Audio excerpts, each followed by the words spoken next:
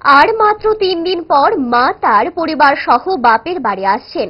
এই উপলক্ষে চূড়ান্ত ব্যস্ততা চলছে পুজো উদ্যোক্তাদের মধ্যে। সিপাহীজলা জেলার অন্তর্গত মেলাঘরেও পুজো উদ্যোক্তাদের চলছে ব্যাপক প্রস্তুতি। বিগ বাজেটের পুজোর মধ্যে মেলাঘরের অন্যতম গ্র্যান্ডিউস ক্লাব। এবারের মেলা ঘরের গ্র্যান্ডিউস ক্লাবের থিম হল পশ্চিম বাংলার বারাসাত মন্দিরের আদলে তৈরি। দুর্গাপুজোর মহামিলন উৎসবে দর্শনার্থীদের মন জয় করতে ধীরে ধীরে সজ্জিত হচ্ছে প্যান্ডেল ও আলোকসজ্জা। তবে সম্প্রতি বন্যায় পুরো মেলাঘর বাসের ব্যাপক ক্ষয়ক্ষতি হয়েছে।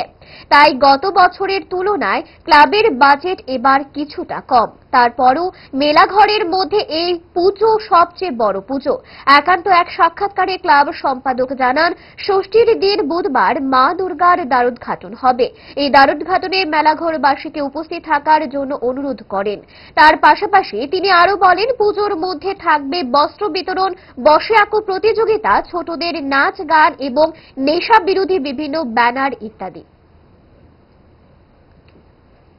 আমাদের এবছরের পূজা আমরা বর্ষায় প্লাবলিত এরিয়া মেলাঘর, তথাপিও আমরা একটা থিমের উপর ভিত্তি করে, অর্থাৎ ওয়েস্ট বেঙ্গলের বারাসতের পূজা প্যান্ডেল, সেটাই হচ্ছে আমাদের, এটার অনুকরণেই আজকে আমাদের প্যান্ডেলটা হচ্ছে।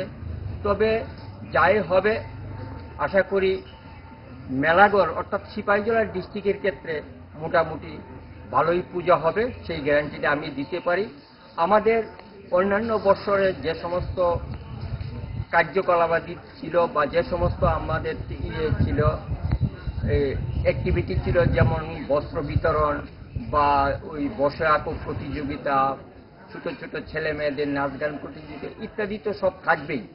তাছাড়া আমরা এই চলতি বছরের ষষ্ঠীর দিন, কিবার করে বুধবার, চলতি বছরের ষষ্ঠীর দিন অর্থাৎ মা দুর্গার দ্বারোদ্ঘাটন করতে যাচ্ছি।